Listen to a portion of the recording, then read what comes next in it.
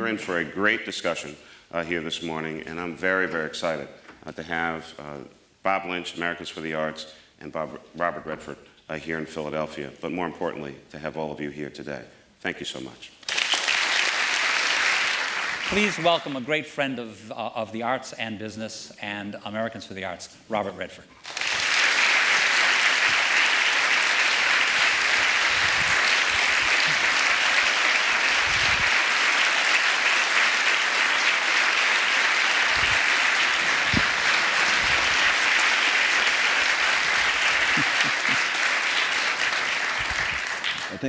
I think our time's up, huh? I think we're done. Yeah.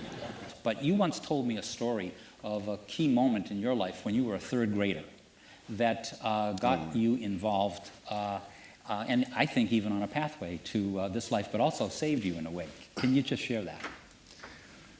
Yeah, I grew up in Los Angeles, lower working class family, lower working class neighborhood, and it was the end of the Second World War. I was in the third grade, and I was a bad student. I was a bad student because I couldn't get focused in class. I was bored, and I would spend my time looking out the window, but I would mostly draw. And that's was my personal occupation at that age, because it pleased me. It was a form of, I guess, my own self-expression. And I would draw stories. They were just for my own amusement. But anyway, I was in class, and because at that time, I didn't know it then, but at that time, most of the good teachers were involved in the war.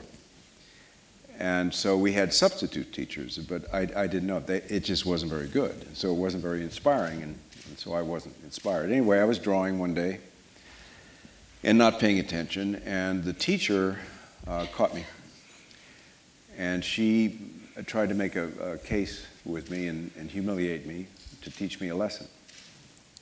She says, well, I see what Bobby Redford over there has something more interesting than what we're talking about. And maybe what he's doing is more interesting than learning. And she just really put me down, and I thought I was a goner. I just thought I was done. I said, why don't you come up and show us what's so important, what's more important than what we're learning here? So I took the drawing up in front of the class, and I held it up. She asked me to say what it was, and I said, well, these are cowboys chasing Indians over a cliff, and they're shooting at the Indians, and the Indians are shooting back with arrows, and above the cowboys are B-52 bombers bombing the cowboys. Well, what happened was the class was sort of interested, and they reacted, and I think at that moment was the junction you're talking about, because it could have been the end of me, because I already felt bad. I felt like I was a bad kid. There were other reasons for that, but I was not a good student. So I could have just been completely done in. And she saw that was how I expressed myself. And she said, tell you what, we'll make a deal. She said, I'll put an easel here and put some newspaper print paper, and you can come every Wednesday and spend 15 minutes and draw us a story. If you'll pay attention the rest of the time. And so that was the deal. And I think that was the thing you're talking about. That was a junction in my life that could have gone the other way.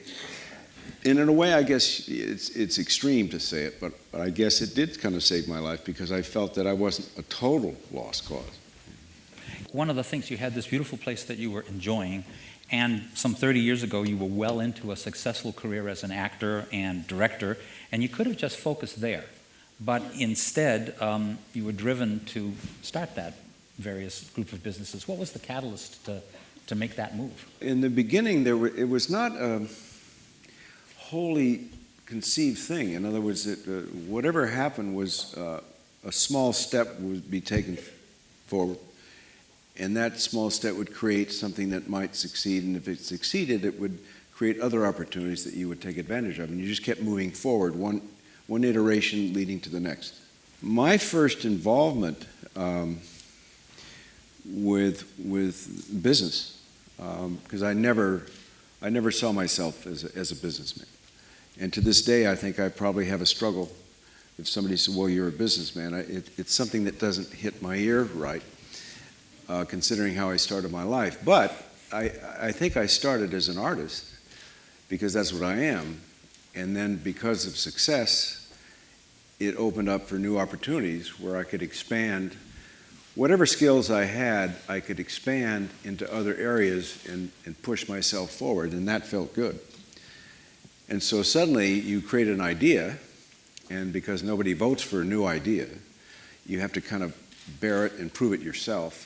And then if you get it to a point where it looks like something, then you might get some support and so forth. And one thing leads to another. Next thing you know, you've got a business or a brand. And for me, a brand was always something you stamped on cattle. And so I couldn't adjust to a brand being associated with me. It just happened because I wasn't thinking about that. And so therefore, when suddenly you find yourself, in order to develop the idea you have, you're in business. And that's how I found myself in business. But it started out as an idea for preservation. I mean, I bought land, and I just wanted a little piece of a place for myself. And then as I built a family, I built a cabin. I wanted it to be really in the semi-wilderness because I lived in New York, and I liked the idea of the tough urban environment of a city and a wilderness area to be in and to raise a family in. And then when I started to expand, I would add more land to protect that initial investment. What do you look for in the creative team and the individuals behind you who can help move your vision or various visions to reality? Well, I would say I've not been very successful with that, and it's very important.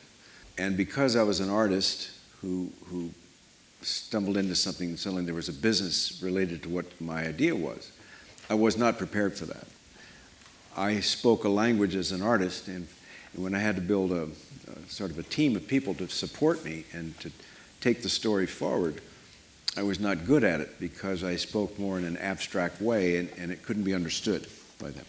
So it was a language I had to learn in order to survive, and that took me into that area.